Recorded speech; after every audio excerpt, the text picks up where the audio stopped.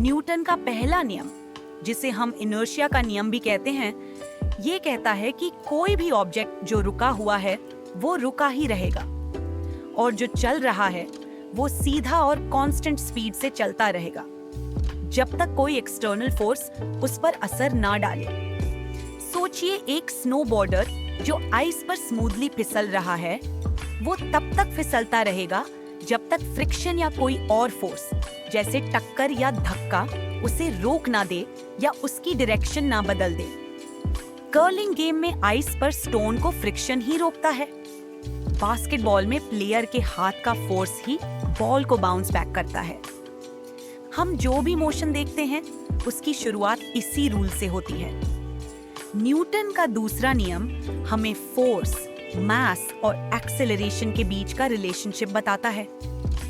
Simple भाषा में, जितना ज्यादा फोर्स अप्लाई करोगे, ऑब्जेक्ट उतनी तेज एक्सेलरेट करेगा।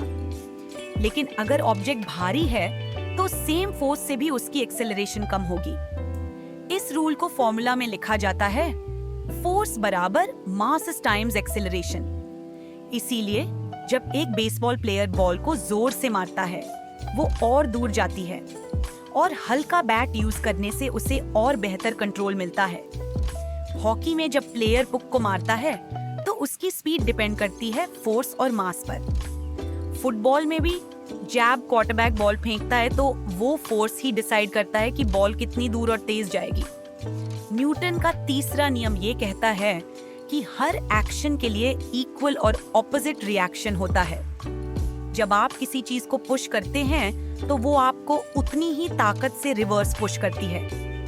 एक स्कीयर जब पीछे स्नो पर जोर डालता है तो स्नो उसे आगे पुश करता है।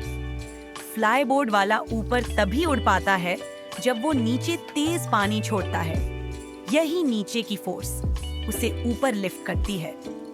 आइस ट्रैक पर जब स्केटर पीछे की तरफ पैर मारता है तो आइस उसे उतनी ही फोर्स से आगे की तरफ भेजता है। ये फोर्सेस आपको दिखाई नहीं देती, लेकिन हर समय हर जगह काम कर रही होती हैं, शांति से लेकिन शक्तिशाली रूप से।